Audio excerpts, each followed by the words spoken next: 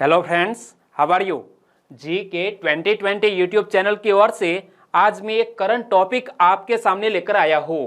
हाल ही में केंद्र सरकार के एक मंत्रालय ने एक अधिनियम में एक एक्ट में संशोधन करने हेतु प्रस्ताव रखा है और यह क्लास 1-2 की एग्जामिनेशन के लिए मोस्ट आईएमपी करंट टॉपिक है और यह टॉपिक का नाम है पर्यावरण संरक्षण अधिनियम 1986। क्या आज के इस वीडियो में हम पर्यावरण संरक्षण अधिनियम 1986 के बारे में A to Z इंफॉर्मेशन प्राप्त करने वाले हैं और आने वाले एग्जामिनेशन में दोस्तों यह टॉपिक से जुड़ा हुआ कोई भी क्वेश्चन पूछ लिया जाए तो आपका आंसर गलत नहीं होगा, यह मैं दावे के साथ कह सकता हूं। लेकिन पूर्व शर्त यह है कि यह वीडियो में आपको लास्ट तक बने रहना है। ओके, चलिए बिना वक्त गवाए स्टार्ट करें। तो पर्यावरण, वन और जलवायु परिवर्तन मंत्रालय ने पर्यावरण संरक्षण अधिनियम 1986 में संशोधन का प्रस्ताव रखा है। किस मंत्रालय ने? यह पर्यावरण, वन और जलवायु परिवर्तन मंत्रालय ने पर्यावरण संरक्षण अधिनियम 1986 में संशोधन का प्रस्ताव रखा है।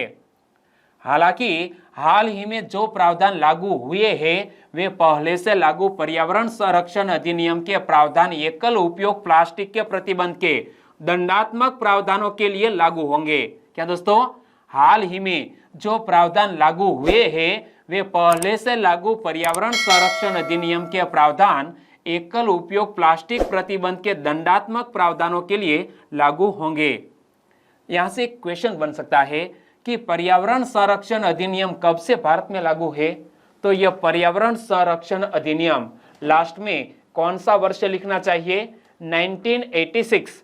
तो सही आंसर बन जाता है ऑप्शन बी, पर्यावरण संरक्षण अधिनियम 1986 कहलाता है। ओके, पर्यावरण संरक्षण अधिनियम में प्रस्तावित प्रमुख संशोधन क्या है?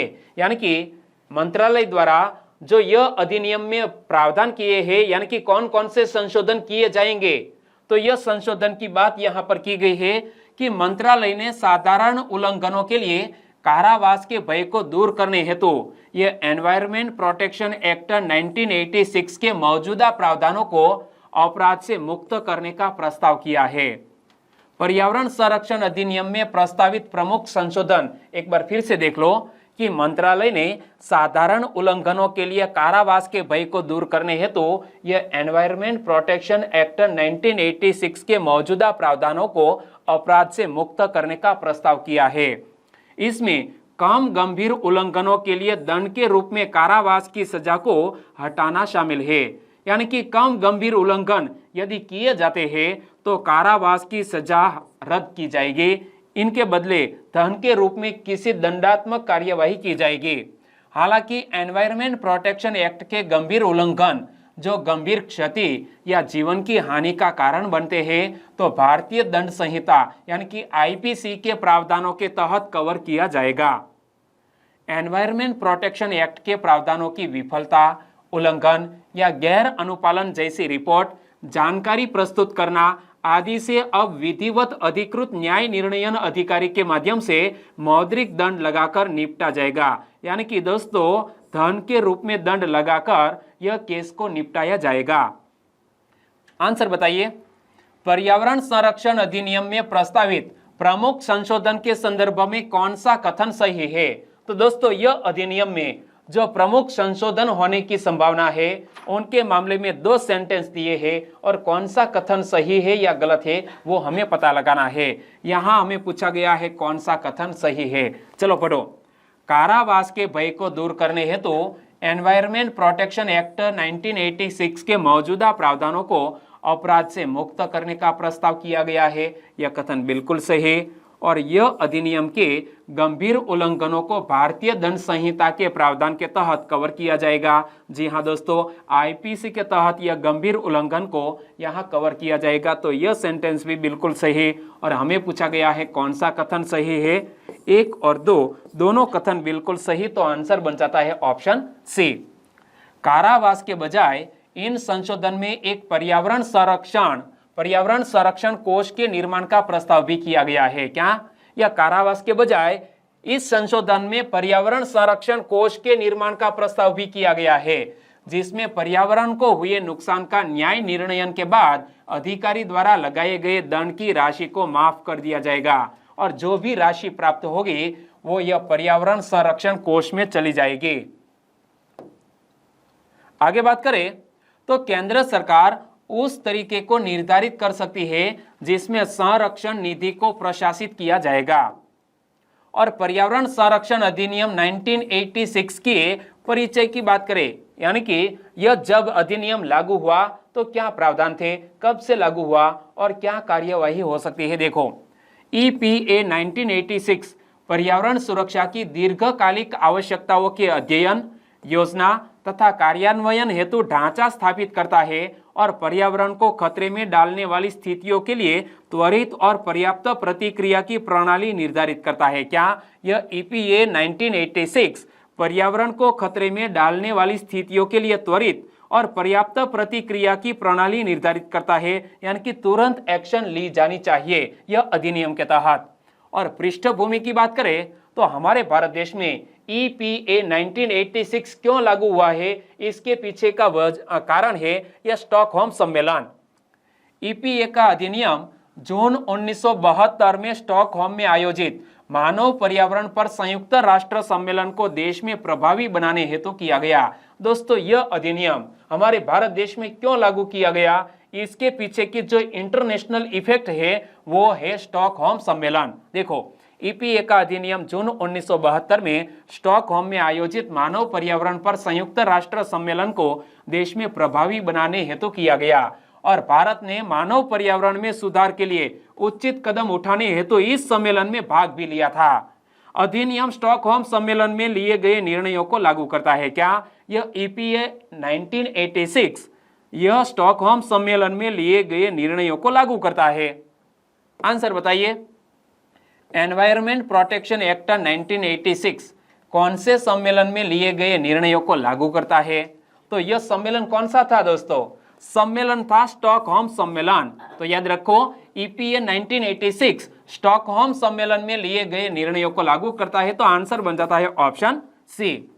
संवैधानिक प्रावधान की बात करें, यानी कि पर्यावरण के प्रोटेक्शन के लिए हमारे संविधान में कौन से अनुच्छेद में प्रावधान किया गया है? तो देखो, EPA को भारतीय संविधान के अनुच्छेद 253 के तहत अधिनियमित किया गया था, जो अंतरराष्ट्रीय समझौतों को प्रभावी करने के लिए कानून बनाने का प्रावधान करता है। क्या अंतरराष्ट्रीय समझौतों को प्रभावी करने के लिए कानून बनाने का प्रावधान है संविधान के अनुच्छेद 253 के तहत। जैसा कि स्टॉकहोम सम्मेलन के बाद पर्यावरण के प्रोटेक्शन हेतु हमने EPA 1986 लागू किया, तो यहां से दोस्तों संविधान में भी यह प्रावधान है कि EPA को भारतीय संविधान के अनुच्छेद 253 के तहत अधिनियमित किया गया था, जो अंतरराष्ट्रीय समझौतों को प्रभावी करने के लिए कानून बनाने का प्रावधान करता है। तो संविधान का अनुच्छेद 48A यह निर्दिष्ट करता है कि राज्य पर्यावरण की रक्षा और सुधार करने तथा देश के वनों एवं वन्य जीवों की रक्षा करने का प्रयास करेगा। कौन? हमारी राज्य सरकार, चाहे वो स्टेट में है या हमारे केंद्र में है। यह सरकार संविधान के अनुच्छेद 48A के अनुसार राज्य पर्यावरण की रक्षा और सुधार करने तथा देश के वनों एवं वन्य जीवों की रक्षा करने का प्रयास करेगा। तो संविधान का अनुच्छेद 51A, और दोस्तों यह हमारे नैतिक कर्तव्यों को सूचित करता है, मौलिक कर्तव्यों को सूचित करता है। अनुच्छेद 51A में प्रावधान है कि प्रत्येक नागरिक पर्यावरण की रक्षा करेगा, यानी कि प्रत्येक नागरिक की यह जिम्मेवारी है कि पर्यावरण की रक्षा करे।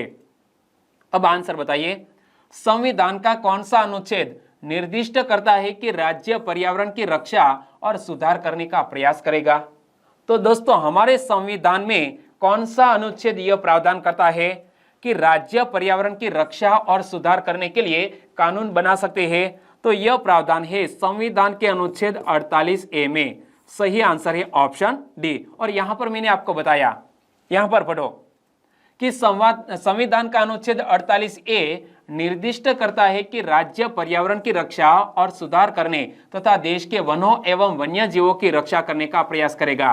तो संविधान का अनुच्छेद 48A सही आंसर बनेगा। अगला क्वेश्चन है कि संविधान के किस अनुच्छेद के तहत पर्यावरण की रक्षा करना प्रत्येक नागरिक का मौलिक कर्तव्य है? पर्यावरण की रक्षा करना प्रत्येक नागरिक का मौलिक कर्तव्य है। यह प्रावधान संविधान के किस अनुच्छेद में किया गया है? तो सही आंसर है अनुच्छेद 51A। और आपके पास चाहे आप कक्षा 6, 7, 8 जो भी स्टैंडर्ड्स में आप पढ़ रहे हैं, आपके पास टेक्स्ट बुक है, तो टेक्स्ट बुक में एक अलग से पेज दिया गया है जहां पर लिखा गया है मौलिक कर्तव्य और नीचे लिखा गया है हमारा संविधान का अनुच्छेद 51A। ओके, और मौलिक कर्तव्यों की संख्या कितनी है नीचे कमेंट सेक्शन में जरूर बताना। आगे केंद्र सरकार की शक्तियों की बात करें, यानी कि पर्यावरण को संरक्षित करने के लिए हमारी केंद्र सरकार कौन कौन सी शक्तियों का इस्तेमाल कर सकती है? तो ईपीए केंद्र सरकार को अपने सभी रूपों में पर्यावरणीय प्रदूषण को रोकने और देश के विभिन्न हिस्सों के लिए विशिष्ट पर्यावरणीय समस्याओं से निपटने हेतु अधिकृत अधिकारियों का अधिकार देता है। क्या? अधिकृत अधिकारियों को वो दोस्तों नियुक्त कर सकती है और हमारे पर्यावरण को संरक्षित कर सकती है। तो ईपीए केंद्र सरकार को अपने सभी रूपों में पर्यावरणीय प्रदूषण को रोकने और देश के विभिन्न हिस्सों के लिए विशिष्ट पर्यावरणीय समस्याओं से निपटने हेतु अधिकृत अधिकारियों को अधिकार देता है। जो भी अधिकारी है, चाहे दोस्तों वो वन संरक्षण से जुड़ा हुआ है या तो हमारे पर्यावरण से जुड़ा हुआ है, ऐसे अधिकारियों को यह अधिकार प्राप्त है कि वो एक्शन ले। ईपीए सरकार को निम्नलिखित अधिकार भी देता है, यानी कि एनवायरमेंट प्रोटेक्शन एक्ट सरकार को कौन कौन से अधिकार प्रोवाइड करता है? पर्यावरण प्रदूषण की रोकथाम, नियंत्रण और उपशमन के लिए एक राष्ट्रव्यापी कार्यक्रम की योजना बनाना और उसे क्रियान्वित करना। दोस्तों यह सरकार को अधिकार देता है यह अधिनियम। क्या? कि पर्यावरण प्रदूषण की रोकथाम करने के लिए सरकार एक्शन ले, नियंत्रण और उपशमन के लिए एक राष्ट्रव्यापी कार्यक्रम की योजना भी हमारी केंद्र सरकार बना सकती है यह अधिनियम के तहत, और क्रियान्वित करना, यानी कि जो भी वो योजना लागू करती है उनको अमलीकृत करने की जिम्मेवारी भी सरकार की है और सरकार एक्शन ले सकती है। विभिन्न स्रोतों से पर्यावरणीय प्रदूषकों के उत्सर्जन या निर्वहन जैसे विभिन्न पहलुओं में पर्यावरण की गुणवत्ता के लिए मानक निर्धारित करने का काम भी सरकार का है। और दोस्तों यह अधिनियम के तहत सरकार को यह सभी शक्ति दी गई है। आगे बात करें, अधिनियम के अनुसार केंद्र सरकार को निम्नलिखित मामले में निर्देश देने की भी शक्ति प्राप्त है। यानी कि सरकार किनको निर्देश दे सकती है? किसी उद्योग के संचालन या प्रक्रिया को बंद करना, निषेध या विनियम करना, यानी कि कोई भी उद्योग यदि चल रहा है, आसपास के इलाकों में वो प्रदूषण फैला रहा है, तो यह उद्योग को बंद करने का आदेश दे सकती है, वह उद्योग पर बैन भी लगा सकती है। और विद्युत या जल या किसी अन्य सेवा की आपूर्ति में ठहराव या विनियम करने की शक्ति भी सरकार को है। ईपीए के तहत अपराधों और दंड की वर्तमान स्थिति की बात करें तो यह एनवायरमेंट प्रोटेक्शन एक्ट, जिसका उल्लंघन करने पर कौन कौन सी सजा का प्रावधान है? तो अधिनियम के किसी भी प्रावधान का गैर अनुपालन या उल्लंघन एक अपराध माना जाता है। और अपराधों का संज्ञान, यानी कि अपराधों का संज्ञान कैसे लिया जाएगा? कोई भी न्यायालय इस अधिनियम के तहत किसी भी अपराध का संज्ञान नहीं लेगा बशर्ते शिकायत निम्नलिखित में से किसी के द्वारा न की गई हो। केंद्र सरकार या उसकी ओर से कोई प्राधिकरण, एक ऐसा व्यक्ति जो केंद्र सरकार या उसके प्रतिनिधि प्राधिकरण को 60 दिनों का नोटिस सौंपने के पश्चात न्यायालय के पास आया हो। क्या दोस्तों, अपराधों के संज्ञान के बारे में एक बार फिर से पढ़ लो कि कोई भी न्यायालय इस अधिनियम के तहत किसी भी अपराध का संज्ञान नहीं लेगा बशर्ते शिकायत निम्नलिखित में से किसी के द्वारा न की गई हो। कि केंद्र सरकार या उसकी ओर से कोई प्राधिकरण, एक ऐसा व्यक्ति जो केंद्र सरकार या उसके प्रतिनिधि प्राधिकरण को 60 दिनों का नोटिस सौंपने के पश्चात न्यायालय के पास आया हो। और दंड का प्रावधान देखें तो एनवायरमेंट प्रोटेक्शन एक्ट के मौजूदा प्रावधानों या इस अधिनियम के नियमों के किसी भी गैर अनुपालन या उल्लंघन के मामले में उल्लंघनकर्ता को 5 वर्ष तक की कैद या 1 लाख रुपए तक का जुर्माना या दोनों में से दंड किया जा सकता है। यानी कि एक भी दंड हो सकता है, 5 वर्ष की सजा भी हो सकती है, 1 लाख रुपए तक का जुर्माना भी हो सकता है, या दोनों तरह की सजा हो सकती है। तो यह दंड का प्रावधान कि ईपीए के मौजूदा प्रावधानों या इस अधिनियम के नियमों के किसी भी गैर अनुपालन या उल्लंघन के मामले में उल्लंघनकर्ता को 5 वर्ष तक की कैद या 1 लाख रुपए तक के जुर्माने या दोनों से दंडित किया जा सकता है। और इस तरह के उल्लंघन को जारी रखने के मामले में प्रतिदिन के लिए 5,000 रुपये तक का अतिरिक्त जुर्माना लगाया जा सकता है। क्या यह उल्लंघन को जारी रखने के लिए कोई भी व्यक्ति एनवायरमेंट प्रोटेक्शन एक्ट के तहत जो प्रावधान किए गए हैं उनमें उल्लंघन करता है तो उल्लंघन करने वाले को प्रतिदिन के लिए 5,000 रुपये तक का अतिरिक्त जुर्माना लगाया जा सकता है। और जिसके दौरान इस तरह का उल्लंघन जारी रहता है तो इस तरह के पहले उल्लंघन के लिए दोषी ठहराया जा सकता है। यदि उल्लंघन दोष सिद्ध होने की तिथि के बाद 1 वर्ष की अवधि के बाद भी जारी रहता है तो अपराधी को कारावास की सजा से दंडित किया जा सकता है, जिसे 7 वर्ष तक बढ़ाया जा सकता है। यानी कि एक बार उल्लंघन करने के बाद उसे रिहा कर दिया जाए और फिर भी उल्लंघन करता है तो 7 वर्ष तक की कैद हो सकती है। आगे दोस्तों, यह अधिनियम की कमियों की बात करें तो यह अधिनियम में हाल ही में संशोधन करने का प्रस्ताव है। तो क्या वर्तमान अधिनियम में कमी है? जी हाँ, देखो, एक तो अधिनियम का पूर्ण केंद्रीकरण है। अधिनियम का एक संभावित दोष इसका केंद्रीकरण हो सकता है। जहां केंद्र को व्यापक शक्तियां प्रदान की जाती है वहीं राज्य सरकारों के पास कोई शक्ति नहीं होती है। ऐसे में केंद्र सरकार इसकी मनमानी एवं दुरुपयोग के लिए उत्तरदायी है। क्या दोस्तों, यह अधिनियम का पूर्ण केंद्रीकरण है। अधिनियम का एक संभावित दोष इसका केंद्रीकरण हो सकता है। जहां केंद्र को व्यापक शक्तियां प्रदान की जाती है वहीं राज्य सरकारों के पास कोई शक्ति नहीं होती है। ऐसे में केंद्र सरकार इसकी मनमानी एवं दुरुपयोग के लिए उत्तरदायी हो सकती है। दूसरा एक दोष है कोई सार्वजनिक भागीदारी नहीं। क्या अधिनियम में पर्यावरण संरक्षण के संबंध में सार्वजनिक भागीदारी के बारे में कोई भी बात नहीं की गई है, जबकि मनमानी को रोकने और पर्यावरण के प्रति जागरूकता बढ़ाने के लिए नागरिकों को पर्यावरण संरक्षण में शामिल करने की आवश्यकता है। यानी कि यहाँ इनडायरेक्ट तरीके से नागरिकों को भी पर्यावरण संरक्षण में शामिल करने की आवश्यकता है। तो यह भी दोस्तों एक कमी है यह अधिनियम की।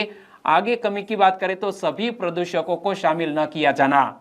यह अधिनियम प्रदूषकों की आधुनिक अवधारणा जैसे शोर, अधिक बोझ वाली परिवहन प्रणाली और विकिरण तरंगों को प्रदूषकों की सूची में शामिल नहीं करता है, जो पर्यावरण प्रदूषण के महत्वपूर्ण कारक है। यानी कि यह सभी प्रदूषकों को यह अधिनियम में सूचित नहीं किया गया है। तो यह कमी भी दूर करनी चाहिए कि अधिनियम प्रदूषण की आधुनिक अवधारणा जैसे शोर, अधिक बोझ वाली परिवहन प्रणाली और विकिरण तरंगों को प्रदूषकों की सूची में शामिल नहीं करता है, जो पर्यावरण प्रदूषण के लिए महत्वपूर्ण कारक है। तो यहाँ यह वीडियो को खत्म करते हैं। EPA 1986 आपने समझ लिया है।